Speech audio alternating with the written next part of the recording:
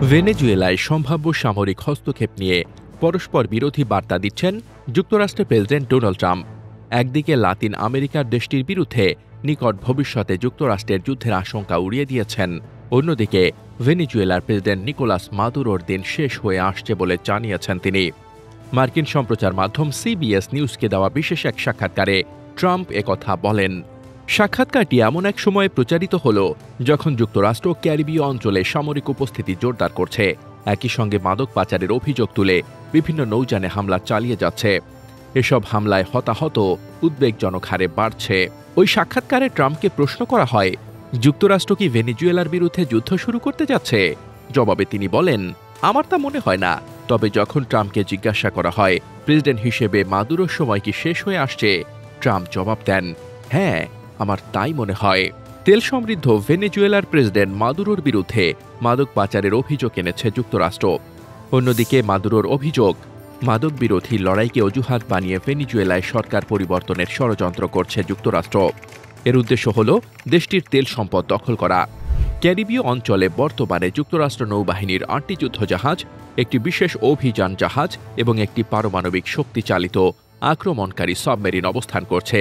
আগামী সপ্তাহে বিমানবাহী রণতরী USS Gerald আর Ford সেখানে পৌঁছাবে। এর সঙ্গে যুক্ত হবে আরও ৩টি যুদ্ধজাহাজ এবং ৪,০০০-এর বেশি অতিরিক্ত সেনা। মার্কিন সংবাদ মাধ্যম ওয়াশিংটন পোস্ট জানিয়েছে, এর ফলে ওই অঞ্চলে যুক্তরাষ্ট্রের মোতায়েন করা জনবল হবে ১৬,০০০-এর মতো, যার মধ্যে ১০,০০০ সেনা এবং ৬,০০০ নাবিক। জেরাল্ড আর ফোর্ডের সঙ্গে ৫টি guided missile destroyer, USS Mahan, Winston S Churchill, Bainbridge Mitscher এবং ইউএসএস ফরেস্ট শেরম্যানও সেখানে যোগ দিচ্ছে। এদিকে নিজ দেশের প্রেসিডেন্ট মাদুরোকে সরাতে মার্কিন সামরিক পদক্ষেপের পক্ষে বলে জানিয়েছেন এবছর শান্তিতে নোবেলজয়ী ও বিরোধী দলীয় নেত্রী মারিয়া করিনা মাচাদো। মার্কিন সংবাদ মাধ্যম ব্লুমবার্গকে দেওয়া সাক্ষাৎকারকে মাচাদো বলেন, মাদুরোকে সরাতে সহায়তা করলে তিনি যুক্তরাষ্ট্রের সামরিক পদক্ষেপকেও স্বাগত জানাবেন।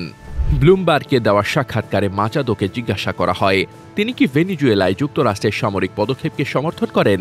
জবাবে তিনি বলেন, আমার বিশ্বাস এখন যে উত্তেজনা তৈরি হচ্ছে সেটাই একমাত্র উপায় মাদুরোকে বুঝিয়ে দেওয়ার যে তার এখন চলে যাওয়ার সময় এসেছে। মাচাদো দাবি করেন, মাদুরো গত বছরের নির্বাচনে অবৈধভাবে ক্ষমতা দখল করেছেন।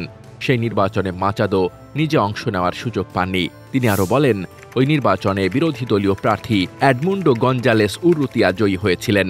মাচাদোর ভাষায়, মাদুরোকে ক্ষমতা থেকে সরানো প্রচলিত অর্থে সরকার পরিবর্তন নয়, কারণ তিনি বৈধ প্রেসিডেন্ট নন, বরং এক মাদক সন্ত্রাসী কাঠামোর প্রধান।